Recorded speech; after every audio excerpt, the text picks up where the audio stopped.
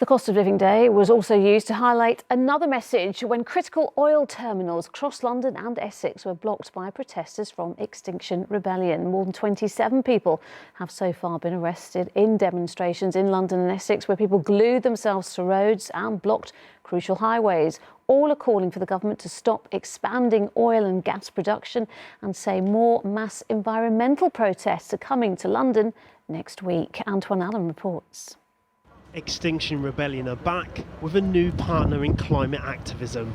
I feel this is what I need to do because my future and all the futures of the people around me are lost unless the government acts on the climate emergency.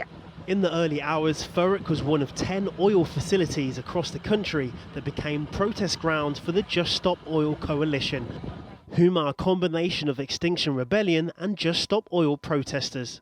I so wish I didn't have to be doing this. This is really hard. And I've got handcuffs on, but I'm not a criminal.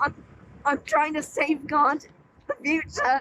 The combined group have a shared demand that the government ends its policy of expanding UK oil and gas production. They even say that from the 9th of April, Extinction Rebellion will again launch daily mass participation protests from London's Hyde Park. I've seen traditional campaigning not achieve its aims in the environmental movement, and I think that direct action is the only method that is going to possibly achieve those aims. A month ago, Just Stop Oil activists brought their cause to the football pitch during Bourne Wood's FA Cup match. In recent years, Extinction Rebellion's eye-catching protests have blocked roads and bridges.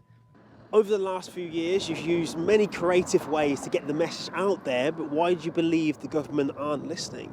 Well, they definitely hear us because they're bringing in, laws to try and suppress protest. But we're getting in the way. They always put profit above people and people's lives and health. And we're interfering with that. We're trying to get them to protect the people, which is their duty as a government.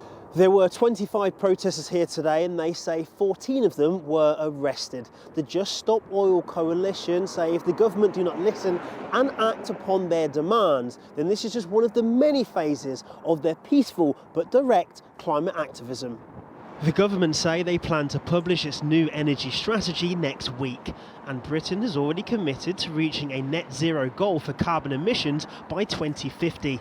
But these protesters are calling for immediate action. Antoine Allen, ITV News. There will of course be more on how the cost of living crisis will be felt right across the country when ITV News continues at 6:30. Here's a look at what's happening